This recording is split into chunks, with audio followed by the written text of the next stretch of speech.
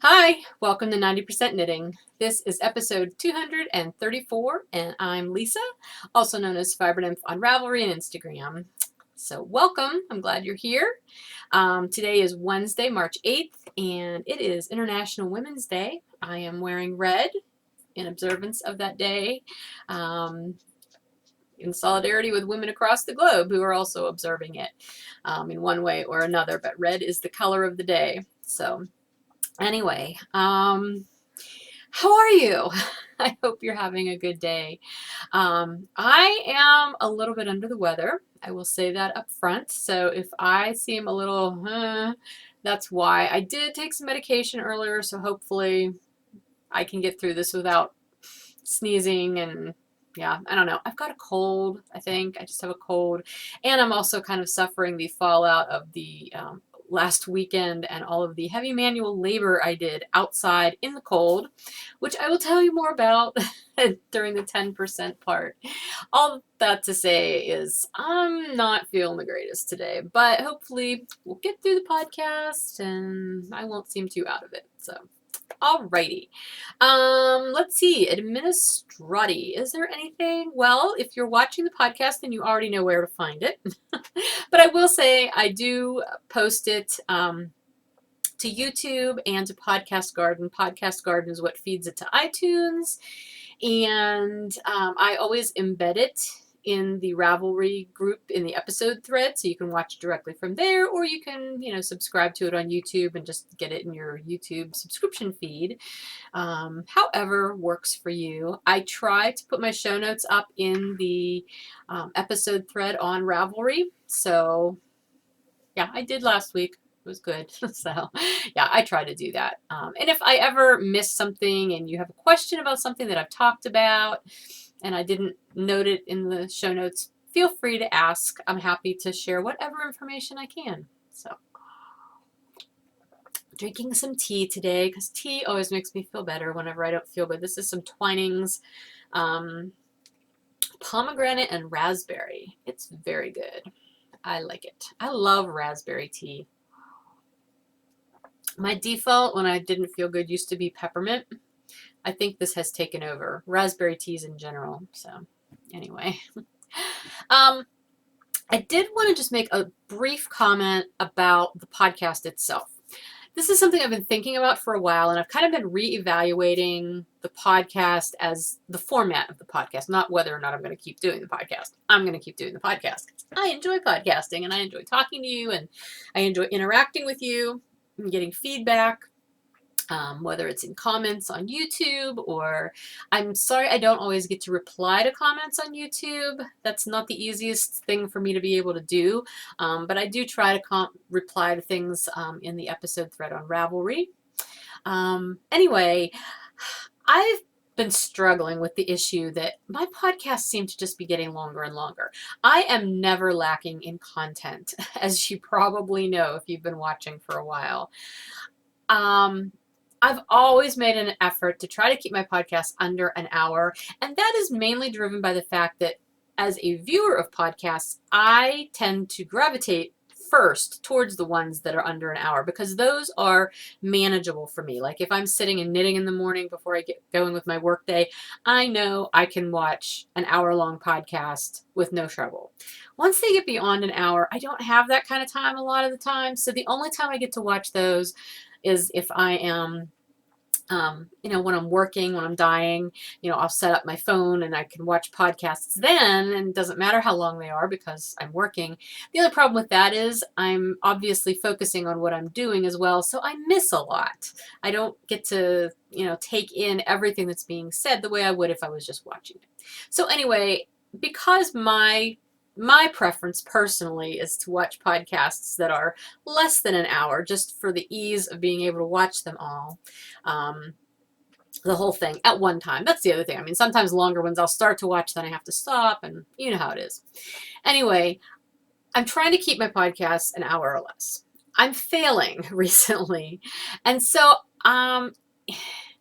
there's a few ways I'm going to try to mitigate that issue, just so that I'm making use of my time more wisely and allowing you to make use of your time more wisely. I'm going to be a little bit more picky about what I talk about in the podcast because I know that I can sort of ramble on, and I can talk about things that maybe I don't really need to talk about at least not as frequently, on the podcast. I don't know. I'm going to try to just be a little bit more picky about what I put in my content every week.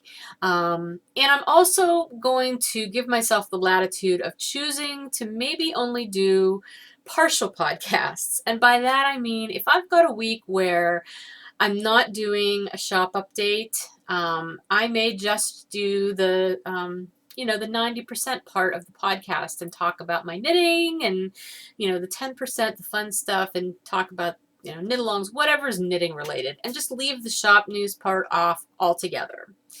Obviously, the shop news part is usually the shorter of the two sections of the podcast, but sometimes that shop news section can put it over an hour, and so I don't want to do that.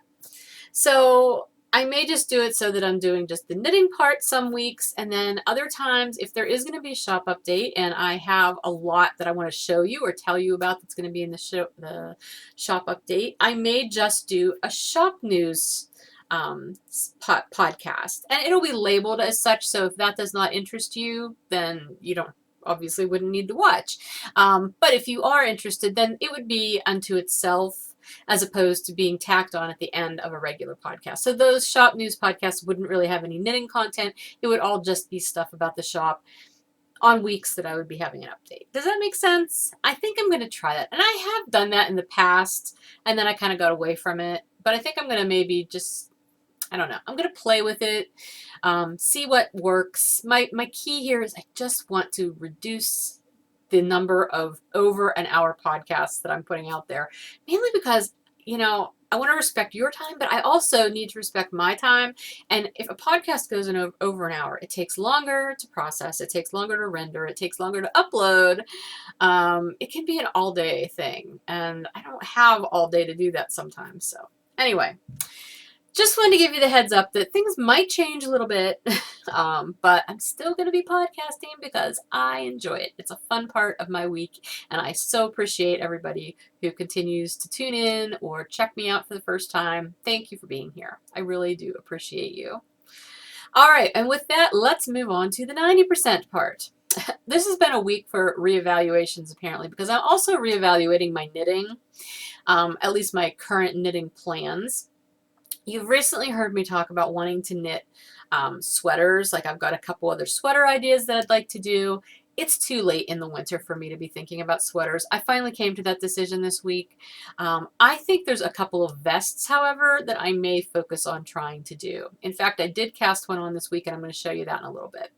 So I think I'm going to move my mindset from sweaters to vests, which will be better for like in-between kind of weather. So that's one thing. I'm also thinking about maybe a cotton sweater for summer, like a cotton top. I haven't knit a cotton top in a very long time because it's not my #1 fiber choice for tops, but I might do that because I've got a lot of sweater lots of cotton that I have been thinking I should just destash this, but maybe I'll use some of them. We'll see. Anyway, that's one thing I've been thinking about. And the other thing is about socks. A lot of times as the weather starts to get warmer, I just totally lose my sock mojo. I used to, like every year, like once winter was over, I didn't knit socks again until fall. That has not been an issue for me in recent years. But what is coming to the forefront for me with socks is the socks that I knit for myself. I've got a lot of socks. I have I have a drawer full of socks here, well, half a drawer here, and another full drawer of hand knit socks up at the mountain house. I don't need any more like mid-calf length socks, really. Now, ones I'm knitting for other people, fine. But for me, I think I need to just take a break. So what I really want, though, is to wear some shorty socks or make some shorty socks, because lately that's what I've been gravitating towards putting on my feet. I only have 2 pair of shorty socks at this point in time, and I would love to make myself some more. So here's my plan. I'm going to get the ones that I have on the needles now, they're on my US ones, which is my default sock knitting needle. I have 2 pairs going right now, the Mountain House winter socks for my husband and the Hoodwinked socks that are for me. I want to get them done and off the needles so I can reclaim those needles and start working on shorty socks for me. I'll finish the whole pair for Bill. I mean, I'm on the second sock already. Again, I'm going to show you that in a minute. The hoodwink socks, though, I'm still on the first sock, and I think I'm just going to finish that first sock and then set the whole project aside and not worry about starting the second sock for a while, because again, I want to recoup those needles and be able to use them for shorty socks. So that's what I've been thinking about this week with regard to my knitting projects. And what I have to show you this week pretty much reflects that. So let's start with the socks. My Mountain House winter socks that I'm making for my husband. I did finish the first one, except for the heel, because it will have an afterthought heel. So here is the first one. And here's the stockinette part for the sole, and it is all done. It was funny, I finished it, I don't know, after dinner one night. We were sitting at the table, and I'm like, okay, well, here you go. You have one sock, it just doesn't have a heel. And he's like, those are for me? I'm like, I told you I was making these for you. He's like, well, you knit a lot of things, and sometimes they look the same. I'm like, okay. So he's excited to be getting another pair of socks. He loves his knit socks, his hand knit socks. So anyway, that's the first one, and I did cast on the second one. So I'm still, obviously, I've got a ways to go yet on that, but it's started. Doing these on US 1s with my bounce base in the Mountain House winter colorway. I'm doing a 3x1 rib. Yes, 3x1 rib, because he likes ribbed socks. So I think that's everything you need to know about that. So hopefully I will get those finished up soon. Okay, the other project, and this is something I cast on just yesterday. I want a vest, and I've been looking at vest patterns, and there are a couple I have in my queue that I want to make. I just didn't have the yarn, and I haven't had time to really look through my stash well to find out if I have yarn for them that I think would go well. So what I ended up doing was sort of casting on what I'm calling it a winging it vest. That seems to be a theme lately too. After my shawl from last week, now I'm doing a vest without a pattern. But as I was looking on my shelves, actually, this week for yarn for a different project, I stumbled into my cubie, my cubby that has all my Noro in it. You guys know, if you've watched the podcast for a while, my relationship with Noro. I love Noro. Yes, it's a little scratchy, and yes, it has knots in its skein sometimes, as many as like 3 or 4 in one ball, and it can be frustrating, and the color pattern doesn't always follow. I don't care. I love it. I love knitting with it. I love the colors. It's a happy yarn for me. So I thought, you know what? I'm going to take this yarn. And that's the other thing. I didn't have enough of any one colorway of Curion, and that's what I'm using, is the Curion yarn, which is 100% wool. At least I believe it's 100%. Yes, 100% wool. Curion. So that's its tag for one of the colorways. I didn't have enough of any one color to do an entire vest. I knew that. But you know what? Noro is so crazy in their colors anyway that almost every single color of their yarn has at least one color that's in the next colorway, and so on. So they all can kind of match. I mean, not totally. There's some that are very different, but the ones that I have, I think I can get away with that. So anyway, what I did was I knit up swatch. I know, I don't always do swatches, but I needed to figure, since I was winging this, I needed to know stitches per inch. So on US 7s, I knitted a swatch, and I ended up with 4 stitches per inch, which is a little bit loose, actually. This is what I've got so far, which I'll tell you a little bit about in a minute.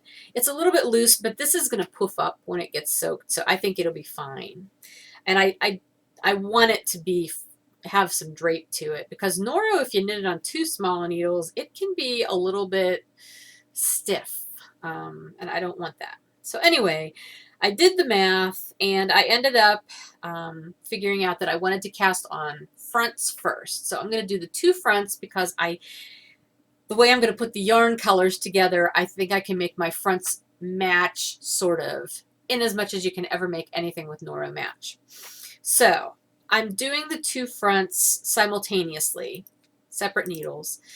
Here's the bottom band for the one, and I'm doing this over 44 stitches, just a 1x1 rib. I know that doesn't look very wide, but once I get into the stockinette, it definitely looks wide. It's about 12 inches wide. So anyway, that's the bottom band of the one, and then this is the bottom band of the other one, which obviously I've continued. And I'm at a point now where I'm going to do this part on the second one. So I did the bottom band for, I don't know, I think it was 10 rows. And then I just moved into stockinette. Look at these colors. I love these colors. And these are actually fairly even stripes for Noro. Sometimes they're very erratic.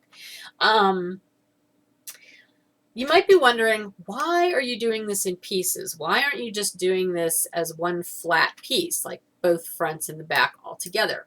Well, the reason is because of the way Noro stripes. If I did the whole entire thing, these stripes would be very, very tiny, to the point of just being like probably super tiny stripes like that. And I didn't want that. I wanted to have the wider stripes on the front and have them both be that way. Now, when I do the piece for the back, the stripes will obviously be more narrow, but they won't be as wee as they would be if I was doing the whole thing. So that's my thought about that. Plus, I don't mind seaming. I'm perfectly fine with seaming. I like pieced garments, actually. So anyway, what I did was I took my first ball of yarn, which I believe, let's see, what color was the first ball? Do I have the tag in here? Huh. This might be the tag for that, or this might be the tag off of something underneath.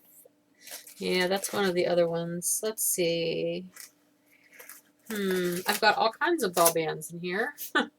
Okay, the first color that I used, and that's what most of this is up through this pink. These darker stripes are a different colorway. But this whole thing here, this is color number 284.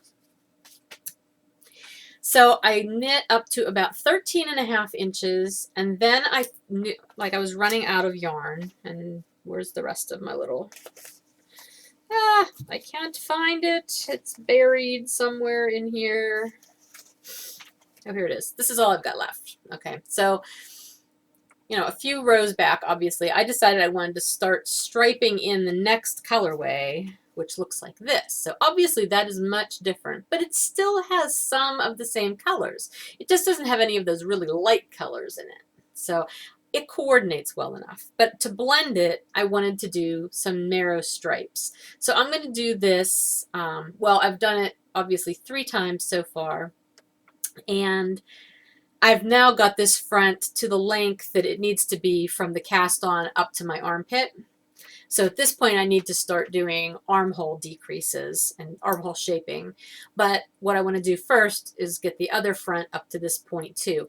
Also because I'm not entirely sure, I mean they should be the same length in skein, the skeins should be the same length, but I don't want to run out of the first skein sooner on the second one than I did on the first one. Since I'm doing this stripey bit, I want the stripes to be equal on both sides. You know what I mean? So I'm going to do this much on the second half, and then I will start working on armhole decreases. I have not, I don't want this to be a scoop neck or a V-neck vest. It's going to be, you know, just a regular crew neck kind of neck on the vest. So I won't have to worry about doing neck decreases for a while yet. I'm basically, again, I'm just winging it. There will be some measuring involved though, like so I know how far in I need to do the decreases, how far in I'll need to do the neck decreases. I'm not worried about it. I'm keeping track of what I'm doing as I go, so when I do it on the first one, I'll know what I did, and I can do the second one the same way, or mirror it depending on what aspect I'm talking about. So we'll see. I feel like I have enough experience making garments that are designed this way in pieces that I should be able to wing it fairly proficiently without making too big of a mess out of it. And if I do, I can always rip it out and, you know, fix whatever didn't work right. I'm not worried about that. Anyway, so that's what I'm doing for the fronts. I believe I will have I will probably have some of this second skein left once I'm done with each front. I've got 2 of these. I had 2 of the first color and 2 of the second color. The second color is color 40, by the way. I will probably not use all the rest of this for the top part of the front. I'm certain I won't. So I will probably incorporate some of this into the back, because the back, I do have 4 skeins of this colorway. Excuse me. Which this colorway is number 276. And I have 4 skeins of that, and that should actually probably be almost enough to do the entire back. But I think what I will end up doing is I will stripe in occasionally some of the leftovers of this. Number 1, to use it up, and number 2, just to add some visual interest. So that will take care of the piecing, the fronts and the back. My plan will be, you know, obviously I'm going to seam the shoulders, seam the sides. And then to finish the armholes and to finish the fronts and the neck, I'm planning to do an I-cord edging. That's my plan at the moment. My plan for that also involves using a different yarn altogether. I have, up on my shelf, you can't see it, but I have my basket of Cascade 220, which I realize is a completely different feel of a yarn for this, but I think for the purpose of an I-cord band, it'll be fine. I have a couple different blues that will coordinate really well with the blues that are already in here. So I'm thinking that's probably what I'm going to use to do my edging. That's the loose plan at the moment. It's subject to change as I go through this, but I'm enjoying it right now. Again, I love knitting with Noro. I love the colors. They make me happy. And so that's where we're at. And that's everything that I've knit this week. Oh, okay, that's not everything. I have worked a little bit here and there on other projects that you've seen before. Nothing to show you there. Again, this is me being a little bit selective about what I'm going to talk about. I will show them to you once I get more progress done on them.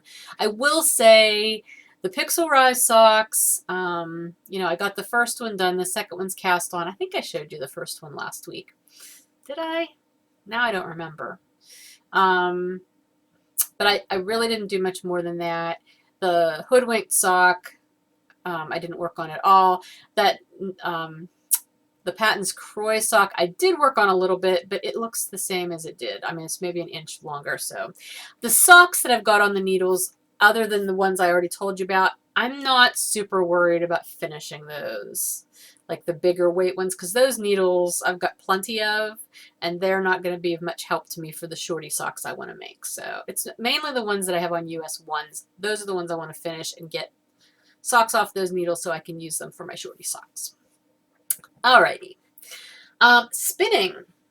Look, I have a bobbin to show you. Isn't that exciting? This is the first half of the BFL Tussa in the fire colorway that I am spinning for Wendy, who won this as a prize for the January A Year in the Life of a Knitter knit along. This was what she chose, and she wanted me to spin it for her. So this is the first half. I need to do the second half and then ply it, and then that will be done. I love doing it, though. It's a lot of fun. I don't get to spin my own fibers a whole lot, so it's fun when I get to do that. Anyway, I love these colors. So yeah, that was the spinning that I accomplished this week, which I'm happy with. At least I made progress. Speaking of the A Year in the Life of a Knitter, knit along, still going on. We're still in March, which is still the winter thing. I'm not going to go into the details about it because I've talked about it a lot. If you're interested, please check out the threads on Ravelry in the 90% knitting group, because all the information is there. It's never too late to join in because this is a year-long knit along. Each month is standalone, although you'll also be able to be in drawings for the quarterly drawings, the year-end drawing, whenever you join in. So please join us. But we do have March going on. We have the March challenge going on, which that's been a lot of fun seeing people post in there. So, and I did hear from all 3 of the winners for February. So they've all claimed their prizes. So that's great.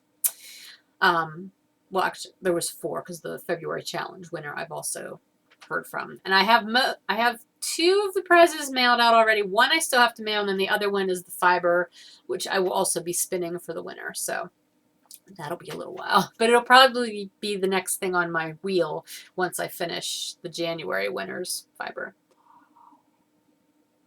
All right, I've got a couple new things that I can share with you. First, I'll just tell you that I did receive my, what I believe is my final mini swap package from my personal mini swap that I lined up with 9 other people. That was from Taru. I'm sorry if I didn't say your name right. From Finland. So that was really fun. She sent me lots of lovely minis and some chocolate and tea and salty licorice. I haven't tried it yet, but my husband and I are looking forward to trying it. She said this is something that people love in Finland. And she said she doesn't really know of any other country where anybody's too into salty licorice, but I don't know. We'll give it a try. I'm always up for new things. So anyway, thank you, Teru. I really appreciate the package. Another thing I got this week is something I got on D-Stash, which I don't do a whole lot, but every once in a while I do. And this is some Regia in an Arnie and Carlos colorway that I have been seeing on so many podcasts in recent months. It's color number 246. I don't remember what the name of it is. I didn't look it up, but it's this one. And in the ball, it looks a little bit darker than it actually knits up. But this is the one that people have been knitting and saying it looks like Christmas colors, but they're lighter and more muted. I absolutely love these. Every time I see them on a podcast, I'm trying to think. I know the Celtic Cast On, she did a pair of these. Who else did a pair? Maybe Jacqueline from Brooklyn Knit Folk. I know it's Brooklyn. I'm sorry. I'm just blanking out here. Did she do a pair of this colorway? She may have too. I don't know. I just know I've seen it on several podcasts since like winter, all winter. And I love it. And every time I went online to try to find someplace to buy it, I could never find it. And so I finally went on Ravelry and I looked for it on there for D-stashes, and I found one person D-dashing a skein of this, and she still had it, so I purchased it from her. She sent it to me, so now it's mine. So I'm very happy about that. I can't wait to use this. I mean, I probably actually, again, I'm not going to use this skein for shorty socks. This will be a full pair of socks next winter probably. So, the last new thing I have is my latest issue of Taproot magazine, which is issue 21, called Weave. This is what it looks like. This is not an actual weaving. This is a painting of a weaving. I can't remember if I told you my Taproot saga. I had subscribed to Taproot last November. And they're a very small operation. They only ship out in batches because it saves on postage. And I had subscribed right after they had shipped out their first shipment of issue 20. So, you know, I'm waiting and waiting and waiting. It never came. And I emailed them and they're like, oh, well, yours is going to go out soon. We have to wait for the next batch to go out. I'm like, okay. And she said when it should go out by. Waited and waited and waited, never got it. So finally, shortly after the new year, I wrote, you know, I've been waiting like 2 months, and you said it was going to be shipped out by such and such a date in December, and I still haven't gotten it. And she was very nice, the girl that I was talking to, and she's like, you know what, we apparently had some mail issues over the holidays, and things got lost. She goes, I'm going to put another copy in the mail to you today. And so I got it, finally. I never did get that original copy that they had sent to me. So it apparently truly was lost.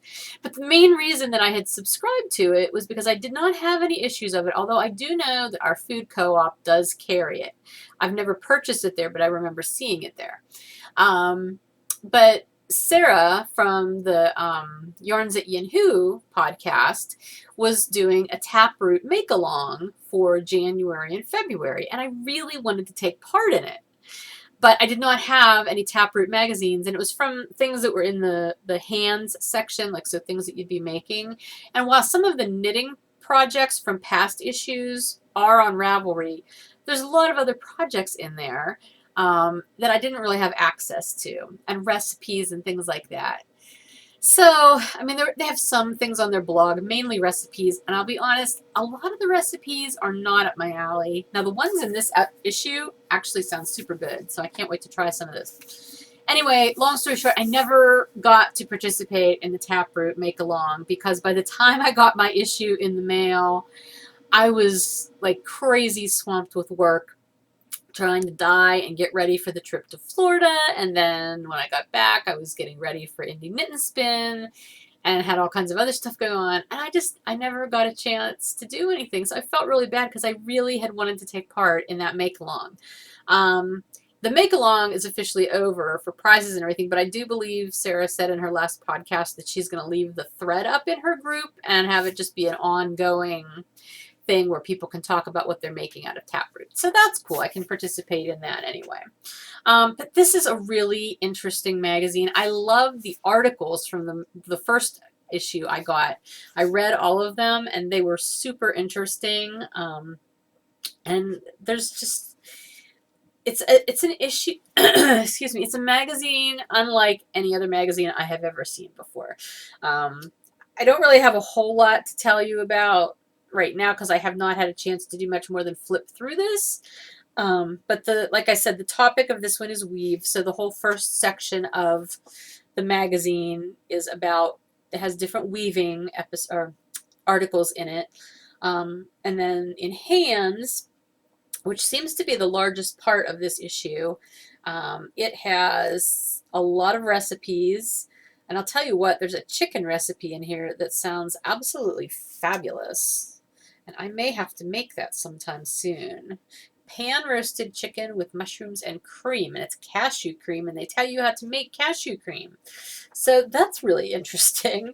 The art, like the photography, is just gorgeous in this magazine. And the artwork, they have a lot of, hand-drawn, hand-painted photos in here. Oh, there's one on chocolate. Yikes. And here's one on weaving lavender wands. So that's in the hands section of this one. That's always interesting. I've seen them, but I've never known how to make them. There's one here about grow your own cosmos. And that is one of the flowers I love growing in my garden. So I really want to read that article. And then there's a section called Aromatic, Bitter, and Sweet, Homemade Digestive Bitters for Better Health. That is very interesting to me because I'm having a few digestive issues lately related to my Crohn's, which had seemed to be not an issue for a long time. Now suddenly it's back and I'm on medication for it and it's crazy and I won't even go into that with you, but yeah, so I may try some of that. Anyway, like I said, I'm not going to go through a whole lot of it. There is a very nice knitting pattern in here, though. It's called Quill, and it's a pattern by Andrea Mowry, who is the designer of the Find Your Fade shawl. So here's the hat. Isn't that lovely? I could see myself making that, because even though winter is coming to an end, you can never have too many hats. And I'll tell you what, when I was working outside last weekend, I came to realize something about hats. Oh my gosh, look at these chickens too. There's pattern for that. Aren't they adorable? I've come to find that a lot of the hats I've knit for myself over the years are quite loose. Like, especially after you have them on for a while, they just tend to grow, and then I'm constantly having to adjust them. So I've realized I need to knit my hats tighter, at a tighter gauge, either smaller needles, fewer stitches, something, because they were driving me crazy. So anyway, so that's Taproot magazine. If you ever see a copy or something, pick it up. It's really just very neat. Okay, lastly, we have a drawing, and that is for Sarah Jordan's Stitchburgh collection that I talked about last week. I have so much enjoyed the thread and reading your responses to the prompts. Let me get here. I want to make sure there's been no more. Okay, there haven't. I forgot to lock it before I started, but there haven't been any more entries since I did the random number generator before I started to podcast. Anyway, my prompt was please post once below answering one of the following prompts. What do you think of when you hear Pittsburgh? Or if you've been to our fair city, what do you love most about it? Or if you live here too, what do you love most about it? Or if you're from somewhere international and know nothing about the city of Pittsburgh, what's one thing that you would like to know about the city? So it was just so much fun reading these replies and all of the different things that people think about when they hear of Pittsburgh. And it is interesting. I'll point out Pittsburgh is one of the very few cities in the world has burgh with an H. So it's not Pittsburgh just with a G at the end. It's GH, which is different. But yeah, I mean, a lot of people think about the Steelers. A lot of people think about the bridges. We do have a lot of bridges. We are the city, as of the last time I looked, it was 2006, I believe. That was when the stats that I looked at were from. We have 440 bridges, which is the most bridges in any city in the world, surpassing the previous leader, which was Venice, Italy. So that's a lot of bridges, but we also have a lot of rivers. So you need bridges when you have a lot of rivers. Anyway, and some people thought of Heinz ketchup because we are the home of Heinz. So, all right. Without further ado, the random number generator chose post number 17 out of the 27 that we had. And of course, the first one was mine. So 2 through 27, and number 17 is Julia, who is Wee Sheep, and she is one of the co-hosts of the Whole Lotta Craft podcast, by the way, if you haven't heard of that one before. Anyway, so congratulations, Julia. You have won Sarah's entire Stitchburgh collection. So when you see this, please let me know that you know you won, and then I will let Sarah know, and she will gift that to you. But Sarah's reply was, Pittsburgh. It's the place that I had to take my daughter when she was small to be tested for celiac, as our local hospital was too small. We do have a lot of hospitals, and they're very good, including children's. And there are a lot of teaching colleges, too, with Pitt and the other colleges in the area, universities. It's the place my in-laws wish we lived versus the Lehigh Valley. It's close to where I went for the Mother Earth News Fair. It's about as far as one can get from my side of the state. She's from the east. It's the home of the Steelers and the terrible towel. I wish I had gotten to spend more time there when I lived in Western PA. Thanks for the giveaway. Well, you're welcome, Julia, and congratulations for winning. Thank you for taking part in it. And thank you to everybody who took part in it and commented. Again, I just really enjoyed your answers to the prompts.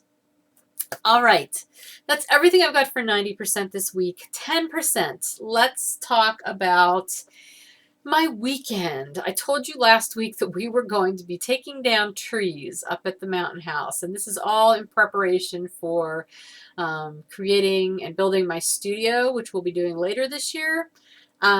We had to clear about 6 trees out of one area in the front of the house. Not for the studio itself, but the porch houses a lot of things. I think I may have mentioned this last week. We've got canoes and kayaks hanging from the rafters of the porch, which need a new home because they can't be in my studio. There's a motorcycle camper parked there. There's various and sundry large pieces of yard equipment out there. The grill is out there, which the grill will still be on the small end of the porch that will remain. But anyway, we are converting the porch to my studio, basically. We're building a room that will be my studio. But we need places for all of this stuff that was there, and just for stuff for the future and stuff in other areas of the property that could be rearranged. So we've got a 12 by 28 building, a garage essentially, shed garage, coming in a few weeks, but that necessitated, preparing the site for it, and that is what required taking down 6 very large trees. Bill rented a 40-foot man lift, which I got to go up in. It was a lot of fun. I don't mind heights, but it's really weird being up there because it's very wobbly once you get way high up. So we were busy like trimming branches off as high up as we could get, and then tying these trees off, with ropes and straps and stuff, and attaching them to the tractor, the lawn tractor, so that we could kind of pull them to make sure we nudged, especially a few of them had to be nudged to make sure they fell in the correct direction, because if they fell that way, they were going to go on our neighbor's property and fence and garage. If they would have fallen that way, they would have gone onto the road and over our fence. If they would have come this way, it would have been mostly okay, except some of them were so tall they would have taken down some power lines and broken off other trees. And if they veered a little bit too much this way, they would have hit the house. And if they would have gone this way, they would have definitely hit the house. So luckily, Bill's very experienced in bringing down trees and large trees, and he knew what he was doing. And so we had no incidents. We had one tree get hung up in the woods and didn't want to come down, but we took care of it.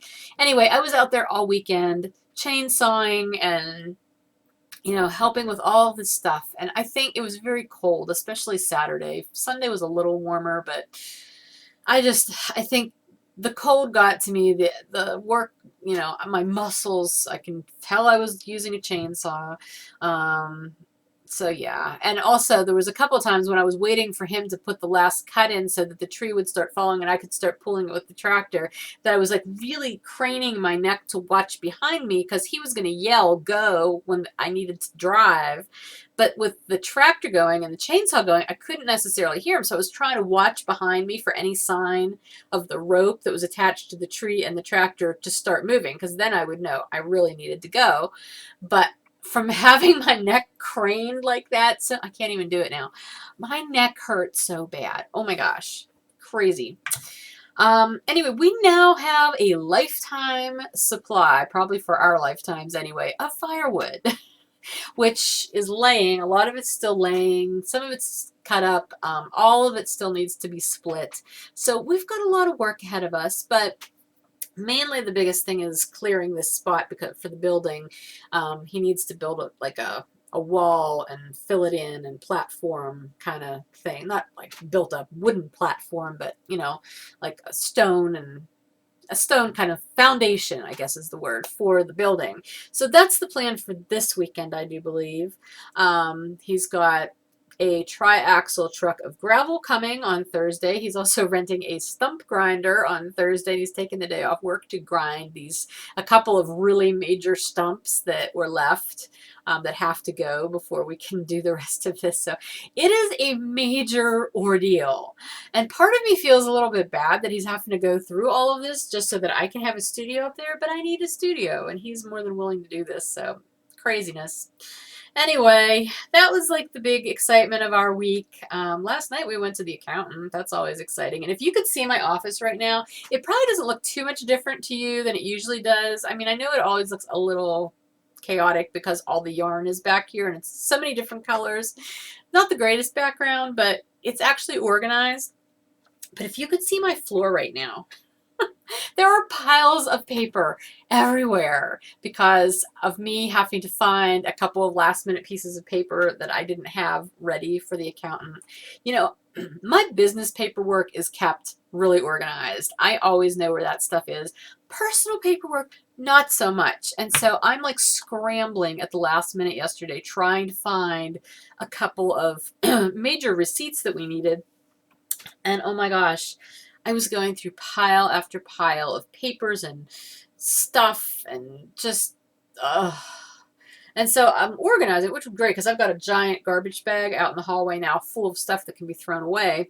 But I've got a pile with patterns and I've got a pile with mail and I've got a pile with, you know, like just mail that needs filed. There's stuff everywhere. It's insane. In the process of doing this, however, I opened an envelope that contained a check for almost $200 that was mailed to me last April. Now, in my defense, I didn't know this check was coming. Had I known I was getting a check in the mail for almost $200, I would have been watching for it. Trust me. But it was a refund that I did not know I was getting. And so when I saw the envelope come in and where it was from, I thought, oh, okay, that's something I just need to file. I didn't even bother opening it because I thought I knew what it was. Of course, the check expired like 60 days after it had been issued, so I can't cash it. So I had to call this place, and they're like, oh, well, we can reissue it, but you need to mail back the original one. So now I have to do that. It's like, I need to be better about opening my mail occasionally, or apparently. So, but hey, cool. I've got almost $200 coming to me that I wasn't expecting. It's kind of like when you find that $5 bill in the pocket of your winter coat the first time you wear it in the season, you know, except times a lot. So I'll take it. All right. I do have some shop news, and I'm not doing this separately because I do need to talk to you about the update that will be this Friday, which is going to be a pre-order update. I talked about this a little bit last week, and I'm very excited about this. This is a collaboration set that is from me and from Sarah Jordan, who is the designer from Stitchburgh, the Stitchburgh collection. But she and I have been working on this project for several months now, and she has designed a beautiful colorwork cowl pattern. And it's called Kerameia, which is Old Greek for pottery. And I'm going to insert some pictures of it here for you to see.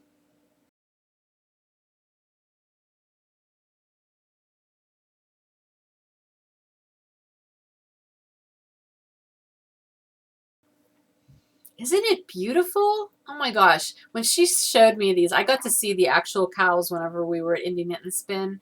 They are lovely. Oh my gosh. The detail in that design is just gorgeous.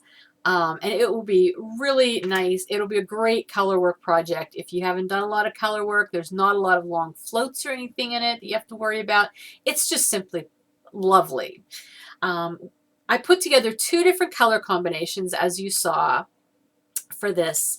One is with a tonal, and the other is with a more variegated.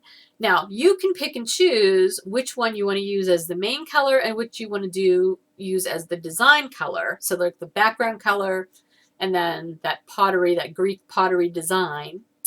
You can do it either way, however you want to do it, but you will get 2 full skeins of the DK weight yarn for this project.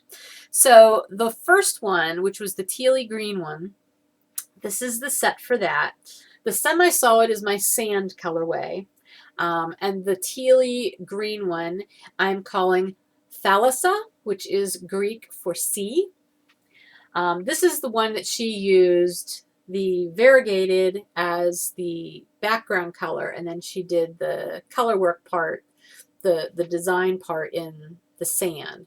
That's quite striking, and you really see the design standing out. The second one, she switched that around, and you can still see the design. It's just a little bit more subtle. So the second one is this combination, and the semi-solid is my silver gray, and then the red one is called krasi, which means wine in Greek. So we've got that. So again, you'll be able to pick which way you want to do it, which colors you want to use for the main color and the contrasting color. I think they work up cool either way. I'm so excited about this collaboration. So here's how it's going to work. I'm going to put up the pre-order listings. They will go live this Friday at noon. I should write noon down because I'm not sure I have that written in my notes. Okay. So this Friday, March 10th at noon, these pre-order listings will go live. There will be 10 available for each colorway, so a total of 20. That's it. That's all that are going to be available at this time. The colorways will not be available in my shop for at least 3 months, and the pattern will not be available in her Ravelry shop for general purchase for at least 3 months. So these are limited availability. They're just a lot of fun, and I really am so excited to be offering them to you. I love doing collaborations, and this one turned out lovely, and I can't wait to knit one myself, quite frankly. So anyway, be looking for that again, Friday the 10th at noon Eastern. That's when those will go live. They will ship out. I plan to ship them out within like 2 weeks at least. It shouldn't be much longer. Definitely by the end of March. I'm hoping for the 24th though. But definitely by the end of March I'll have those shipped out. And if you're taking part in the Year of a Life of a Knitter March or this month, you know, our focus is DK weight. So if you need a DK weight project that you'd like to be working on, why not try this? You should get it before the end of March. And even if you just talk about it in the group, it counts as an entry. So, okay, so that is the next update. The next regular update will be Monday, March 20th, which is the first day of spring. So we're going to celebrate that with a whole bunch of spring colorways. Oh my gosh, thank you so much to the response to my new spring colorways that I had in the update on Friday. The Peeps colorways, both the speckled and the stripes. You guys love those and literally just scoop them up super fast. I will have more of those in the update on the 20th. I have one more spring colorway coming that will also be up on the 20th, and I will be including other colorways that are nice and bright and spring-like, so be watching for those. I may try to dye up some fiber for that update too. I'm not sure. We'll see how much time I have. Anyway, so that will be on March 20th, and that will also be at noon. We're going to do a couple of noon updates here. I do still have some show leftovers that did not make it into the shop last week for the update. I am going to just, like I said, I'm going to add those to the shop as I can get them up there. There's not a lot, but there is a little bit. So, you know, check in every once in a while. You might find some new things in the shop. I did actually put some items in the sale category. So any of the leftover like Valentine's Day colorways, those have been reduced in price. So if you check out the sale category, you might find some of those left in there. What else? Oh, I wanted to mention that March is the final month for the Fiber Nymph Dye Works finished object drawing for the first quarter over in the Fiber Nymph Dye Works group. So if you have knit or spun anything from Fiber Nymph Dye Works yarn or fiber, please post your finished object over there in that thread, and that goes through for the first quarter. It ends obviously March 31st, and I'll do the drawing for the $25 gift certificate to the shop on the first podcast in April, at which point the second quarter drawing will be underway. So please do that. I know a lot of people have been knitting some really cool stuff with my yarn, so why not get a chance to get a gift certificate too? Post it over there. I think that's everything for this week. And yay, I'm under an hour. That's very, very exciting. Again, I will be posting my show notes in the episode thread on the 90% Knitting group on Ravelry. And if you have any questions, please feel free to ask them there. Again, the collaboration sets with Sarah's pattern and my yarn will be going up live. I'm going to be working on putting the pre-orders up just as in preview mode today, so you'll be able to see them, and I believe Sarah will be making the pattern page on Ravelry viewable later today as well. So if you want to see any of the details about it, you'll be able to see them there. Anyway, so that again is Friday the 10th at noon, so check it out. All right, that's everything I've got for you today. I'm going to go heat up some more tea, and I will catch you later. Bye.